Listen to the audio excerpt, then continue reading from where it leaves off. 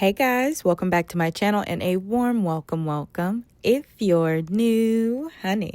So if you are new here, basically we talk about trending topics, breaking news, pretty much anything under the sun. Recently we have dived deep into Love Island season 7 and their castmates, which means we also discuss a little bit of Beyond the Villa as well. So in this video we have 3 topics. Once again, you guys know how I like to do it. For those who know, they know. Okay, first we're going to talk about Miss Olandria because she has had some wonderful new updates.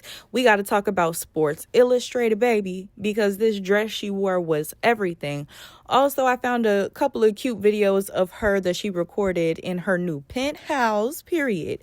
Next, we're going to get over to Nic Vans because something crazy happened at his DJ set and it really inconvenienced everybody for the whole entire night. And then finally, we are going to get into a little bit of Beyond the Villa drama because Miss Amaya appears to be in hot water, especially on the tiki-taki. So guys, if you're ready to get into this story, just stay tuned. Okay, so let's jump right into the nitty gritty because you guys, when I saw this debut of Olandria Carthen, the Olandria, the Bama Barbie, at this Sports Illustrated Swimsuit 2026 launch event yesterday, baby, she is stunning on them like always, but also her dress was so beautiful. It was like a little cutout situation. And then on top of that, on the little cutout area, as you can see right here, she's got like a gold bikini makeup line right there. Like it's not an actual bikini, but it's like makeup to make it look like a bikini. I just feel like that's so creative and so cute. Oh my goodness. So every look that she has, it always amazes me. It never fails to stun because you know one thing she gonna do is stun on them. Oh, okay, period. So we already know ever since Love Island, Olandria has been doing her thing consistently, non-stop. She has been doing a plethora of things. She's had her hand in plenty of pots and she's continuing to elevate. So it's just amazing to see this progression in real time. I say this all the time, but it's true because when you think that she reached the tippy top, she go ahead and just make a new goal and then she just break that barrier and just keep on going. It's like, dang girl, like, yes, I know that's right. So enough, of my mushy gushiness. We are going to go ahead and get into some of these interviews that came out. I saw some that came out yesterday, but I'm glad I waited a little bit because I found some even better ones today. So you already know we're going to go through all of them. So let's go ahead and get into it. From Love Island to SI Swimsuit in less than a year, what would you tell that girl walking into the villa for the first time about where her life was about to go? Honestly, she had no idea what was coming for her, but she is so blessed to be here. Let me tell you that. Yeah. It's insane. Speaking of houses, congratulations. Are you settling into your new home? How is this chapter been for you? I'm literally trying to renovate this space right now, but it feels so surreal. I actually feel like an adult now. Now that I own a property, I'm like, oh, okay, this feels real. This is crazy. We miss seeing you on our screen. What would it take for you to get back to reality TV? The Traders, Dancing with the Stars? Stay tuned. I don't know. Maybe some things are in the works. We'll just have to see. Possibly my own reality show. Who knows? I don't know. I'm wondering if she's hinting at anything. Wink, wink, nudge, nudge. I don't know. Maybe she will have a reality show. Ooh, that rhymed. Okay, anyways, now we're going to go over to another interviewer. She was just asking Olandria what was Nic's reaction to seeing her Sports Illustrated swimsuit pictures, honey. This is what she had to say. He loved it. Literally, he was sending me every time something hits the internet that I haven't shown him yet, because I didn't have those pictures either. He was over the moon. He's gonna blow it up. Make it the screensaver. Then somebody asked her what man does she want to do a swimsuit cover shoot? And of course, y'all know what she said. So let's go ahead and watch that. I would love to see Nic in a swimsuit on a cover. Okay, period. Now that answer was to be expected. But after this event that happened yesterday, today Olandria was spotted at the Sports Illustrated Swimsuit Social Club in New York City. And baby, was she looking amazing. So I saw a couple of clips. I saw a lot of pictures. So let's go ahead and take a winky dink at that. Okay, so in this video, you can see somebody kind of sneaking and geeking, but you can see Olandria right there in her red ensemble. looking spectacular as always. But I love how people were looking at her, but they weren't, being weird about it. I'm sure that was the setting and the environment is like the elite and the high class. So they're not just going to be like running up to Olandria. She actually has an opportunity to feel normal for a change, because I'm sure people are running up to her left and right. But I'm really loving this outfit. I feel like it's so cute. It's so cozy. Honestly, it reminds me more so of like wintertime, like with the fur and stuff. But also it's like all purpose, because you can tell it's kind of sheer, so it's not going to be too hot or anything like that. But I absolutely love it. It's so classy, but it's also sexy. It's like giving everything it needs to give. Okay, now we have one more update with Olandria before we move on to this crazy drama with Nic Vans. But I just wanted to show y'all this really cute clip. It's of Olandria in her new penthouse just strutting her stuff, honey. So, let's just watch her celebrate and turn up in her new crib.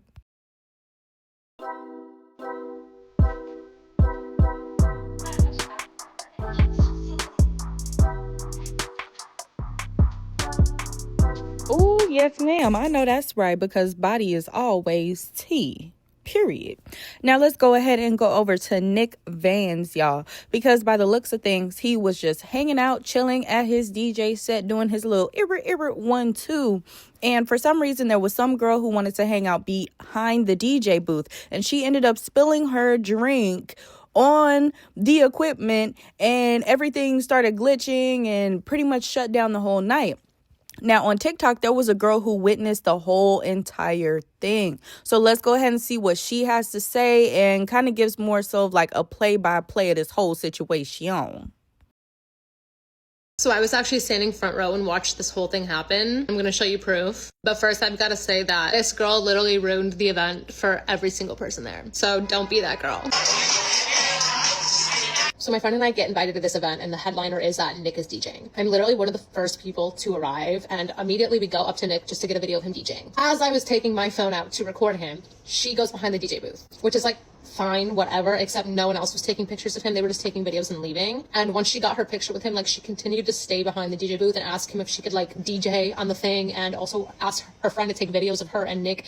And she was back there for like a while. It was an accident that the drink spilled, but like still, if she would have just gotten her picture and left, none of this would have happened. The drink spilled, and immediately all the music started glitching. Like, you couldn't even listen to it. It sounded so bad. And so many people rushed in to like try to clean the DJ stand up, and she literally ran away. I was standing there for like an extra 10-15 minutes, hoping that the DJ stand would start working again, but they were unable to fix the DJ stand. So Nic stopped DJing after 10 minutes. We go up to the third floor, like 45 minutes later, and we see her and her friend hiding in the corner. 45 minutes after that, we go back downstairs where the DJ thing was. So this is like an hour and a half after it happened. And she's standing like 5 feet away from Nic. So me and my friend go up to him, and we were like, hey, what happened? As if we didn't see the whole thing and get it on video. And he was like, this girl spilled her drink on the DJ stand and ruined the whole set. And then we asked, did she apologize? And he said, no, she ran away and no one can find her. Obviously, I wasn't about to snitch on her, but she was literally standing 5 feet away. Even though I know it was an accident and she hopefully learned her lesson, it's just like a little reminder to all people to like not be that person at a private event where you're also a guest, and like ruining it 10 minutes into a 3-hour event. It's like a little crazy, and I want to know, like, has she apologized? And okay, so I'm glad that the witness to this whole situation,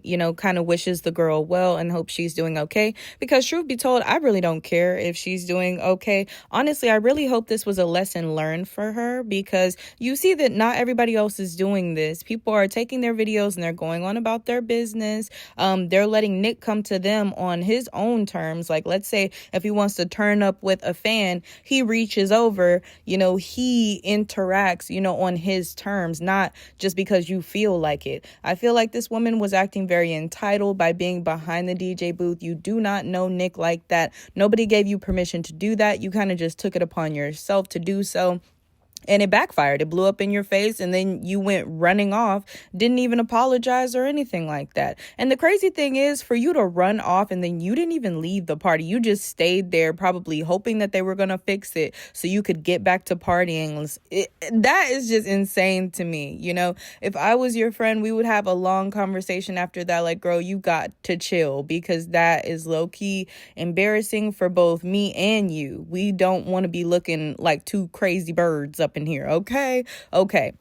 Now, moving on from this situation, I did want to show a little bit or talk a little bit about this whole Vulture article situation, because we did have some commenters on the last video that wanted me to mention this a little bit. And you guys know I love a deep dive, so I found so much on TikTok. I found so much pretty much everywhere, but I found some really good videos that I want to show you guys in particular on TikTok. And we are going to read this article all the way down. I know most of you or some of you might have read it already, but today we're going to read it and we're going to talk about how they tried to change the article after the fact, because the whole situation is a mess, honey. So first things first, we're going to get into one of these TikTok videos. I feel like this guy was hilarious. Honestly, I think his name will be down like in the little TikTok banner thingy. Y'all feel free to check him out. So let's go ahead and watch that. Nic Vans is not okay with what Vulture magazine has put out about him today, and he had something to say about it. He said, "Dear Vulture magazine, I fly all the way to New York where you ask me to be photographed half naked and you smile and shake my hand and then write some bullshit like that. I'm sure I'll be told to not speak up about this." Mind you, I feel like, I really wonder if like his team approved of the statements that they fucking put out about him, because honestly they tore his ass up in that article. I'm not even gonna lie. Baby, get into this. Summer 2025 was the season Love Island USA became undeniable. Clips from season 7 were such viral sensations that for a few weeks in June and July, there was a higher percentage of ambient Love Island content than there was relative humidity in Manhattan. The king of those clips was Nic, the baffled mind behind the inescapable Mamacita meme, stemming from his utter inability to process the idea that his co-star Huda Mustafa is the mother of a child.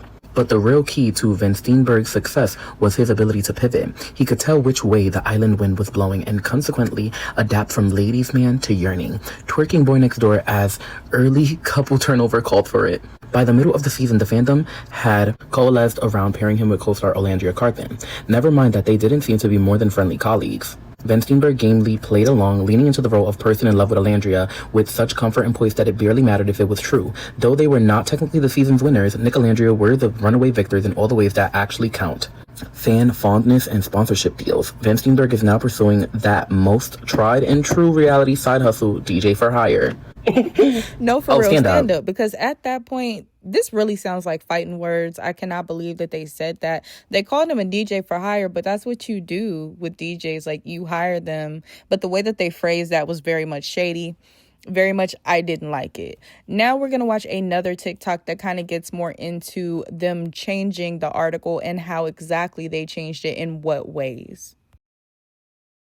Love Island star. And she included a cover of Amaya Espinal, a cover of Ariana Madix as well. But it was the feature that accompanied the article about Nic that drew backlash. The article made claims about Nic and Olandria's relationship and essentially claimed that Nic played along because he knew what the audience wanted. It did edit the original article, but you can read below. They called the publication because he flew out to New York, shook their hands, and they still released an article like this. This new article features Nic clothed, unlike the original cover, which had him in his underwear. Instead of questioning the validity of Nic and Olandria's relationship or whether it's a PR relationship from a reality television show, this new article questions who's going to sponsor their wedding. I think regardless of however anyone feels about Nic's time on the villa and his relationship with Olandria, the fact that he called this publication out, his fans called the publication out as well, and they released a whole new interview the day later, tends across the board. But let me know in the comments if you think this new article makes up for what was released yesterday. Of course it doesn't completely remove everything that was done the other day and what was already said. Absolutely not. No, they just felt like they needed to change it because they got a whole bunch of backlash. If you left it up to them, well, they already showed us what they will post if you just leave it up to them. But of course they changed it, and they definitely changed their tune with the quickness too, which definitely gives fake. Okay, I know I'm saying definitely a lot, you know, but anyway, it don't even matter. But yeah, no, this definitely does not excuse it. I said it again. This doesn't excuse it at all. I don't know what's going on. But yeah, guys. Anyways, I want to know what you guys think about this topic. Do you feel like they were justified for saying what they said at first? Why do you feel like they changed it around? Do you feel like it was the backlash? Do you feel like maybe they just felt like they made a mistake and they overlooked the article or some stuff like that? I will respect your opinion even if I don't agree with it. Okay. Now, anyway, let's go ahead and move over to the next topic.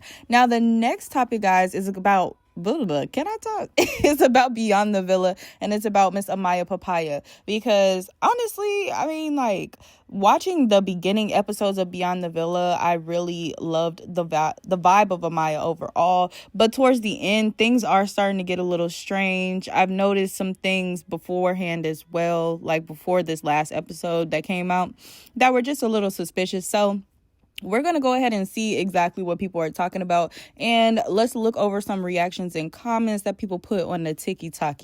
So let's first watch a few of these clips. Don't get me wrong, being positive and everything is great. But we also have to be real, too. And at the end of the day, if I don't fuck with someone, it doesn't necessarily mean that I hate this person or I don't like this person. But it's just that I just don't fuck with you. Okay, so from what I can see in this video, her eyes do look a bit bugged out. But also, I saw a clip with her and TJ talking. And with the camera zoomed in, you can really see what a lot of people are discussing online. And especially as time is progressing and how serious my relationship is getting and how much I'm happy. Yeah, that's looking a little suspect to me. So we had a couple of people with a couple of different comments. Jocelyn put a little meme. Sasha said it's snowing. If you know, you know. Rose said if you don't F with someone, it does mean you don't like the person. Am I tripping? O said, OMG, everyone is high. Des said the eyes were getting to me. Child, they was getting to me too, because I was very much, I don't know, it was just kind of unsettling a little bit, y'all. Momo Mama said, is Amaya okay? No, for real. Like, is she all right? I really hope she's doing okay, especially having to watch all this back. I wonder how she feels about the whole situation, how she was portrayed. Reagan said her switch up with Brian was just like left field. Yes, she's allowed to have boundaries, but it was just weird. Swaretta said her hair, OMG. I will say this, I feel like her friend should have helped her with her bangs, or she should be carrying around a small comb, you know, just something where she can hit those bangs real quick, because that's not doing her any favors in combination with her eyes being bucked like crazy, okay? But the way that her eyes are so bucked, it makes me feel like she is new to this situation, possibly the substance, whatever the substance is. Now, I also feel like, I will say allegedly, or this is my personal opinion, I feel like Hannah and Iris are as well, because when I look at their pupils, occasionally their pupils are so big that you can't even see the blue coloring in their eyes. Like, that's how huge they are. But they kind of seem like pros, and I only say that because their eyes are almost never bucked. They keep them pretty low, pretty normal. It seems like Amaya just literally has no control over that. Now, of course, I hope that this is not the case. I hope that it's actually something different, because I genuinely do like Amaya. But I will say, watching back Beyond the Villa, it was a lot of interesting things, and, you know, production plays a part, and, you know, them cutting in certain scenes and all that. But I will say it made me look at things a little bit differently. And I hope that Amaya isn't the type to be like a bandwagoner or anything like that. I just hope she finds more so of her individuality instead of like clicking up so much like as she did on Beyond the Villa. But anyway, I digress. I want you guys to tell me what you think in the comment section. How do you feel about Olandria's update? How do you feel about the whole Vulture magazine craziness, and then also that girl spilling that stuff? And how do you feel about Amaya Papaya? Is that still your girl? Is that still your role dog? Or are you kind of side-eyeing the situation? Or have you just full on gone like, no, I don't like her anymore? Let me know your thoughts in the comments. And if you made it this far, make sure you like, subscribe, and hit that bell. That way you're notified every time I post. And in the meantime, y'all be careful out here, because the world and the people are cray. Okay, love you. Bye.